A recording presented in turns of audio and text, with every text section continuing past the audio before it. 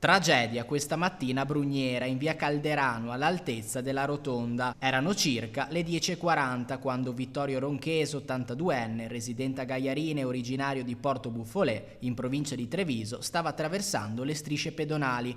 Strisce che, come si nota chiaramente dalle immagini, appaiono ormai sbiadite e poco visibili, anche se sul posto è presente la segnaletica verticale che ne segnala la presenza. In quell'istante è sopraggiunto un camion condotto da un autotrasportatore uzbeko di 33 anni al volante di un mezzo intestato a una società lituana. L'uomo non è riuscito a frenare in tempo e ha travolto l'anziano mentre si trovava in mezzo alla carreggiata. Sul luogo dell'incidente sono arrivati in pochi minuti i soccorritori del 118 che hanno prestato le prime cure all'82enne. L'anziano è stato poi trasportato d'urgenza all'ospedale di Pordenone e accolto nel reparto di terapia intensiva, ma le gravissime lesioni riportate nell'urto non gli hanno lasciato scampo. Poco dopo il ricovero, i medici non hanno potuto fare altro che constatarne il decesso. A seguire i rilievi, i carabinieri della compagnia di Sacile, che hanno avviato tutti gli accertamenti per ricostruire la dinamica dell'incidente e verificare ogni dettaglio. Al momento, il camionista uzbeko, 33enne, risulta indagato per omicidio stradale. Lo conoscevo, una persona riservata,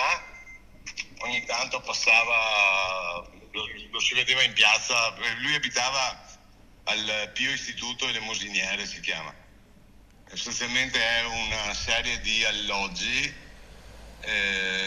dove c'è la partecipazione del privato, la parrocchia e il comune. Sono questi mini alloggi dove vivono una decina di famiglie, di persone. Si trovava benissimo là, infatti una delle ultime volte mi fa: sindaco, deve ringraziarlo perché là si sta veramente bene. Quindi era contento di essere in questo alloggio dove hanno la loro libertà comunque di muoversi. È una vera casa di riposo.